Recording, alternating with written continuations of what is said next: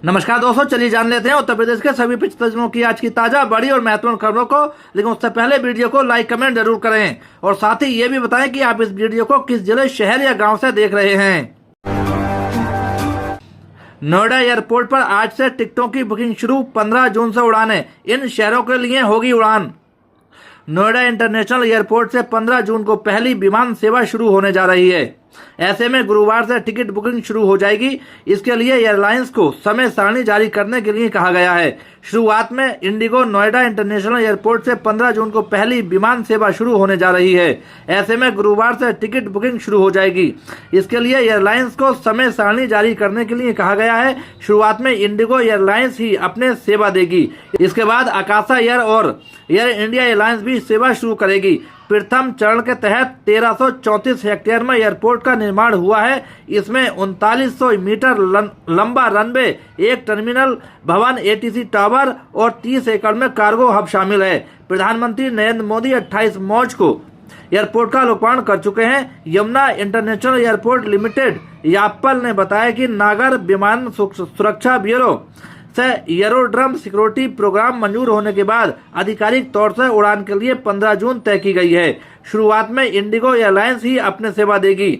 इसके बाद आकाशा एयर और इंडिया एयरलाइंस भी सेवा शुरू करेगी। इन शहरों के लिए फ्लाइट नोएडा एयरपोर्ट से घरेलू उड़ानें मुंबई, दिल्ली, लखनऊ, चंडीगढ़, जयपुर, अहमदाबाद, हैदराबाद, बेंगलुरु, चेन्नई, वाराणसी, गोरखपुर के लिए शुरू होने की संभावना है। हालांकि ये स्पष्ट नहीं है कि पहली उड़ान कहाँ के लिए शुरू होगी।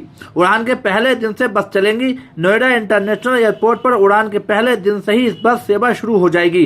राज्यों के परिवहन निगम ने बस संचालन को लेकर अपने रूट तय कर लिए हैं। एयरपोर्ट से उत्तर प्रदेश के अलावा दिल्ली, हरियाणा और उत्तराखंड तक बसें चलेंगी। परिवहन के विशेष इंतजाम यापल ने यात्री सुविधा के लिए परिवहन के विशेष इंतजाम किए हैं। इनमें बस सेवा के अलावा taxi, rental car, premium electric car इत्यादि सेवा भी शामिल है। समझौते के तहत पहली शर्त यह थी कि सभी सेवाएं एयरपोर्ट पर उड़ान के पहले दिन से ही चालू होंगी। इससे दूर दराज क्षेत्रों के लोगों को एयरपोर्ट आने जाने में सुविधा होगी। ऐप आधारित टैक्सी के लिए भी एयरपोर्ट ने ओला, उबर और रैपिडो के साथ भी समझौता किया है। अलग अलग श्रेणी में पार्किंग, ये भी सभी सुविधाएं 15 जून से यात्रियों को प्राप्त हो सकेंगी। इन सेवाओं के लिए एयरपोर्ट पर पार्किंग इत्यादि की व्यवस्था की जा चुकी है। ग्राउंड ट्रांसपोर्ट के लिए एयरपोर्ट पर अलग अलग श्रेणी में पार्किंग बनाई गई है। इनमें 15 पार्किंग स्टैंड बस सेवा के लिए हैं। यहाँ तक कि एयरपोर्ट पर एक साथ 100 इलेक्ट्रिक वाहनों के लिए चार्जिंग स्टैंड भी बनकर तैयार हो चुके हैं। इनमें लैंड साइड पर 19 चार्जिंग स्टेशन बने हैं। ग्रामीण युवाओं के रोजगार को आगरा में आज और कल बनेगी रणनीति, 8 राज्यों से आएंगे अधिकारी। ग्रामीण युवाओं को रोजगार से जोड़ने और कौशल प्रशिक्षण को ज्यादा असरदार बनाने के लिए आगरा में 7 और 8 मई को मंथन होगा।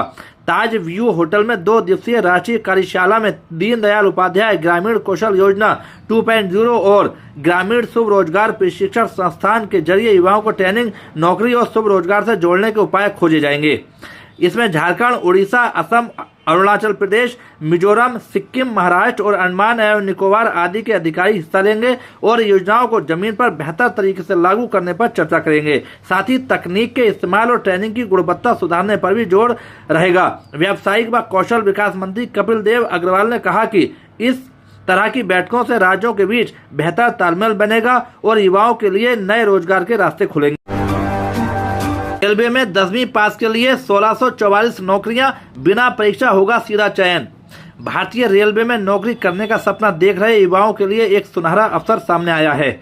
दक्षिण पूर्व मध्य रेलवे ने साल 2026-27 के सत्र के लिए ट्रेड अप्रेंटिस के पदों पर भर्ती का आधिकारिक नोटिफिकेशन जारी किया है। इस भर्ती की सबसे बड़ी खासियत यह है कि इसमें चयन के लिए कोई लिखित परीक्षा नहीं देनी होगी। चयन प्रक्रिया पूरी तरह से मेरिट के आधार पर किया जाएगा। दक्षिण पूर्व मध्य रेलवे ने कुल 1644 रिक्तियों की घोषणा की है। ये भर्ती रायपुर डिवीजन और बैगन रिपेयर शॉप के लिए निकाली गई हैं। इन पदों के अंतर्गत fitter, electrician, welder, COPA, mechanic, stenographer और मशीनिस्ट जैसे कई ट्रेड शामिल हैं। शैक्षणिक योग्यता और आयु सीमा, इस भर्ती में आवेदन करने के लिए उम्मीदवार को कड़ी पात्रता शर्तों को पूरा करना होगा। योग्यता उम्मीदवारों को किसी भी मान्यता प्राप्त बोर्ड से 10वीं मैट्रिक की परीक्षा न्यूनतम 50% अंकों के साथ पास की हो। ध्यान रहे कि 49.9% अंक होने पर भी आवेदन स्वीकार नहीं किया जाएगा। ₹65 की किताब 700 में बेची, जांच में फंसे लखनऊ के 2 नामी स्कूल। लखनऊ के निजी विद्यालय अभिभावकों पर एक निर्धारित दुकान से महंगी किताबें खरीदने का दबाव बना रहे हैं, जिसमें ₹65 की एनसीईआरटी किताब ₹700 में बेची जा रही है। जिला शुल्क नियामक समिति ने जांच के बाद कार्रवाई का आश्वासन दिया है और 2 विद्यालयों ने अपना जवाब प्रस्तुत किया है। जिला शुल्क नियामक समिति द्वारा जारी नोटिस के बावजूद निजी विद्यालयों की मनमानी नहीं रुक रही है। समिति के नोटिस तक का जवाब नहीं दे रहे हैं। जिला विद्यालय निरीक्षक राकेश कुमार ने बताया कि शीलवती आइडल पब्लिक स्कूल और एलन हाउस पब्लिक स्कूल ने बुधवार को अपना जवाब दे दिया है। विद्यालय प्रशासन अभिभावकों को एक निर्धारित दुकान से ही किताबें खरीदने का दबाव बना रहा था। जांच में आरोप भी सही पाया गया। एनसीईआरटी की ₹65 कीमत वाली किताबें निजी प्रकाशनों के माध्यम से ₹700 में दी जा रही थी। विद्यालयों से स्पष्टीकरण मांगा था।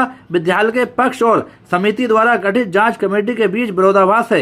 रिपोर्ट और विद्यालयों के पक्ष की जांच अगले 2 दिनों में पूरी हो जाएगी। इस सप्ताह कार्रवाई भी होगी। 25 विद्यालयों के विरुद्ध अभिभावकों ने शिकायत की थी।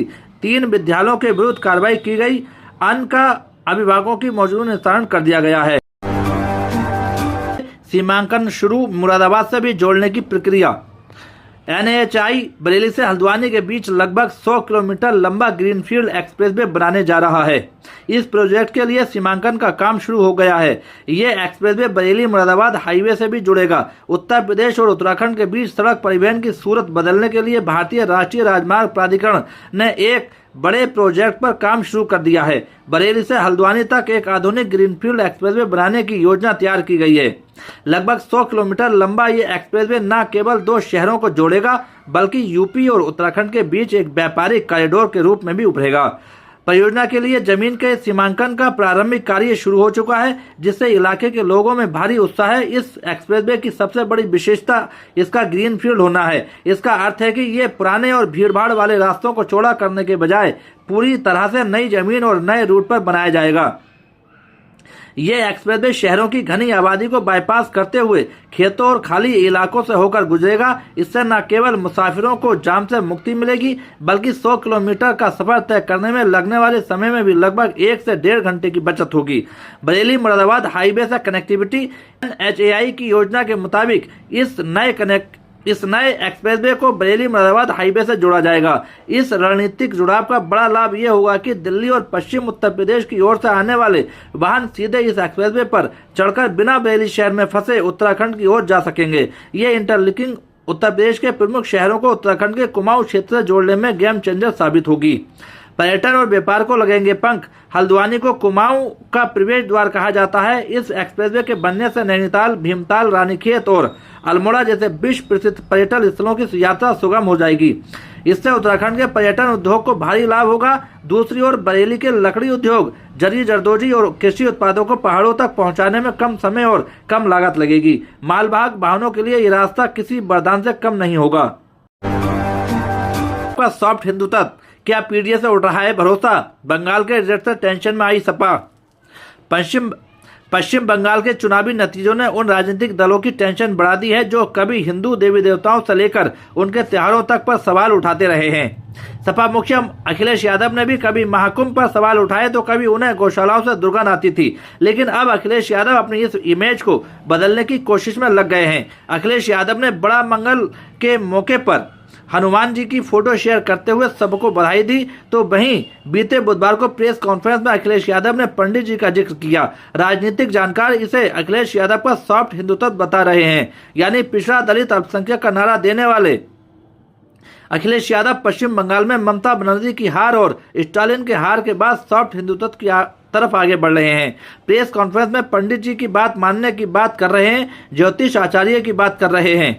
सोशल मीडिया पर भगवान हनुमान जी की तस्वीर साझा करके लोगों को बड़े मंगल की शुभकामनाएं दे रहे हैं। तो वहीं गुरुवार को ममता बनर्जी से मिलने कोलकाता भी जा रहे हैं। अखिलेश यादव के सॉफ्ट हिंदुत्व और ममता बनर्जी से मुलाकात को लेकर बीजेपी लगातार राजनीतिक हमले कर रही है।